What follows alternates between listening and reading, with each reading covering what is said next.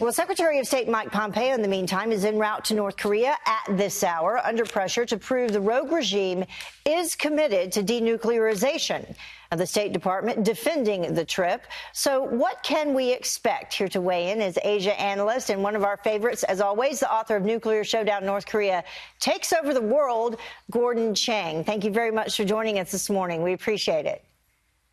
Oh, thank you so much, Heather. So what do you think about where we stand so far? This is Mike Pompeo's third trip over to North Korea. This comes on the heels of these satellite images that we've seen. What do you make of that in terms of maybe rebuilding or building up their nuclear facilities?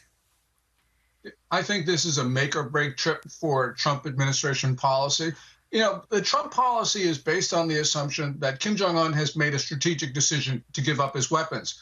But we've seen evidence over the last week that shows that North Korea is racing ahead, not only on its nuclear weapons program, but also on its effort on ballistic missiles. So I think it's important that we get a firm commitment from the North Koreans to give up their nukes and their missiles, to dismantle their infrastructure, and also to permit inspections. A lot of people are saying that the administration is climbing down on its demands.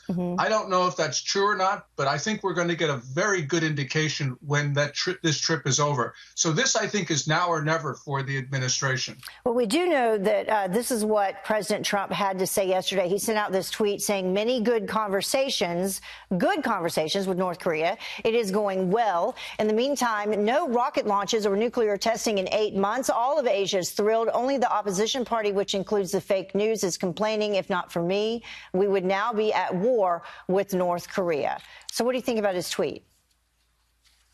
Well, first of all, I don't think there's a factual basis for the claim that we'd be at war were it not for him.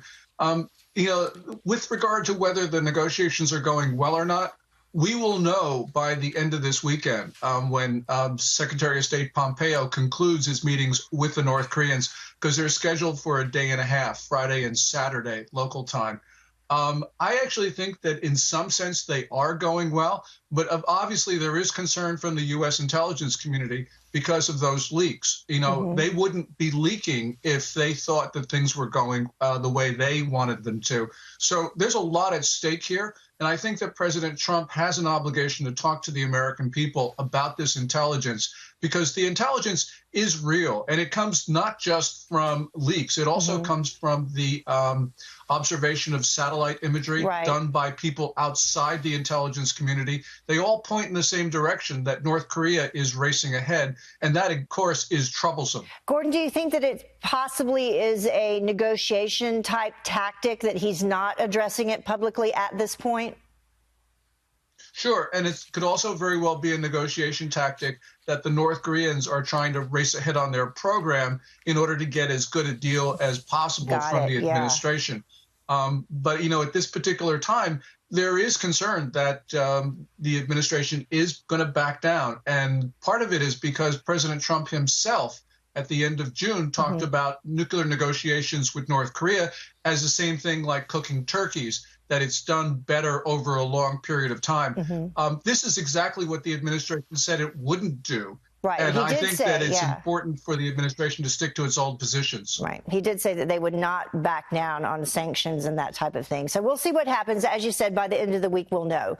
And we'll bring you back, of course. Gordan Chang live for us this morning. Thank you.